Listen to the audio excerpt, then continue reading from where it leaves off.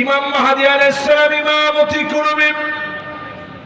ঈসা আলাইহিস সালাম নজর করে দেখবে দাজ্জালের বাহিনী রেডি হয়ে গেছে। এক একজনের দিকে তিনি শুধু নজর করে তাকাবেন।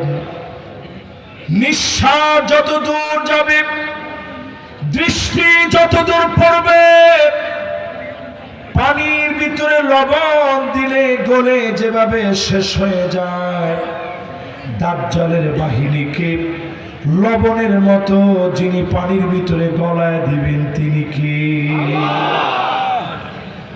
উনি কি নবী হিসাবে আসবেন না উম্মত হিসাবে? জোরে বলেন। উম্মত হিসাবে এই দুনিয়ায় আসবে ঈসা আলাইহিস সালাম। এই পৃথিবীতে নবীজির পরে 30 জন ভণ্ড নবুয়তের দাবি করবে।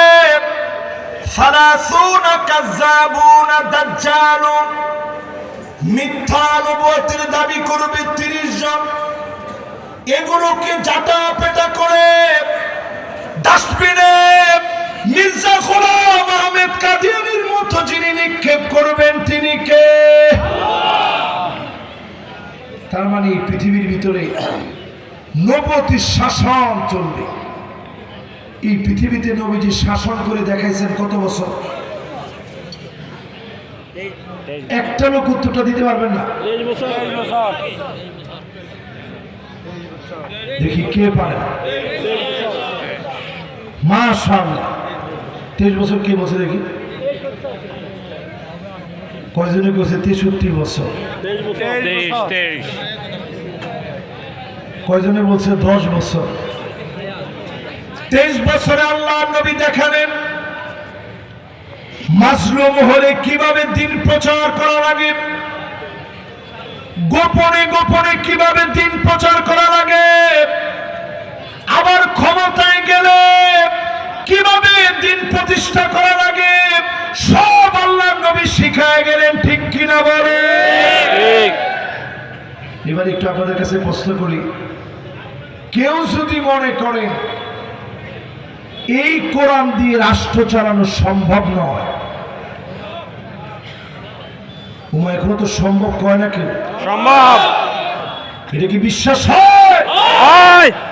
এই কোরআন দিয়ে কেউ যদি মনে করেন রাষ্ট্র চলবে না, আল্লাহর কসম করে বলি আপনার ঈমান নাই।